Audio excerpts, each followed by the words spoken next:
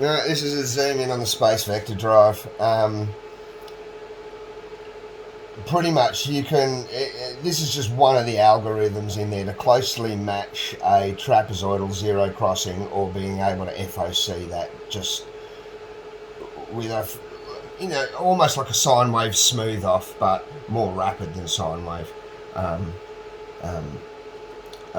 And you can, tighten that wave right in or pump it right out till it's like absolute maximum. It's virtually trapezoidal with no 120 degree off period at all. So, it's like trapezoidal with smooth run in, run out. It's a gross little mode. You can switch it into a pure sine. Now, once you've set that, you can also adjust the angle onto it. There's a grey line in there of just a pure sine, to give you a representation where the zero reference is. But it's fully adjustable. With that, I can create and set up a loose algorithm really, really fast. But it's also got a sampling mode into it, where if you hit a button on the, I used one of the kids' controllers just to give me a heap of buttons and whatnot, interfaces onto it. Yeah, I can't remember which button, to be honest. I've been doing a lot of other jobs at the minute. It will switch the modes around. One of them saves it to memory. It's at the minute it's looking for the encoder to tick over.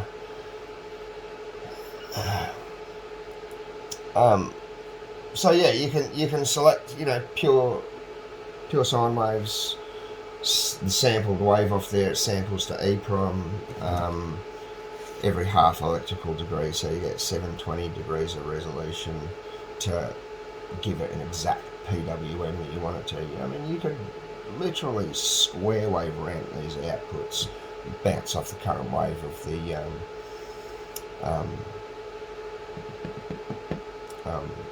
FET checker. Yeah, so that's Space Vector software front end. It's got current measuring on each channel. They're not hooked up to any motors or any outputs at the minute. It's just sitting there in the test phase. It was all tested properly and whatnot. Voltage monitors, bus monitors. I've got no temperature monitors there. It's showing a Hall error because they're all sitting on open collectors and all pulled up at the same time. When it switches out of Hall mode, and runs space vector mode, it needs to get quadrature counts for it to switch from Hall effect mode into there, and that's to do with having a resolution issue on not knowing the exact position 100% of where I am. So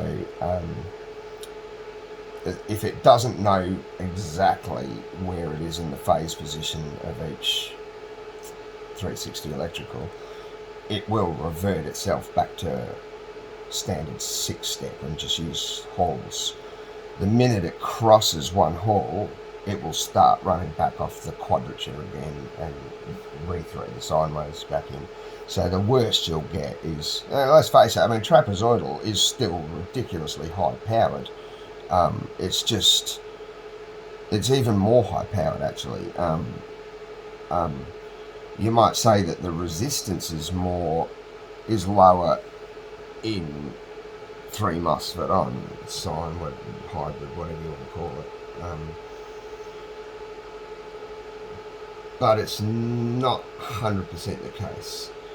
The benefit just comes from reduced current, not having the current flickers on trapezoidal. If you get your trapezoidal to run with the blocks of current, but you just modify the PWM switching to pull the king hat phase peak off it, then you'll have a really, really high power without the burning extra current going, there's heat going through everything. So yeah, space vectoring, when you don't use Piccolo drives and everyone else, and you bother to do it yourself fundamentally up, because you notice certain, when you're sitting there tuning motors by hand, now anyone will tell you, like, before I got into electronics, I was involved with a lot of local car companies and whatnot. Yeah, and by the time we were 18, 19, we'd already built a 9-second car, so, yeah. Yeah, I still like V8s, Elon. Sorry, mate. Love electric too, obviously.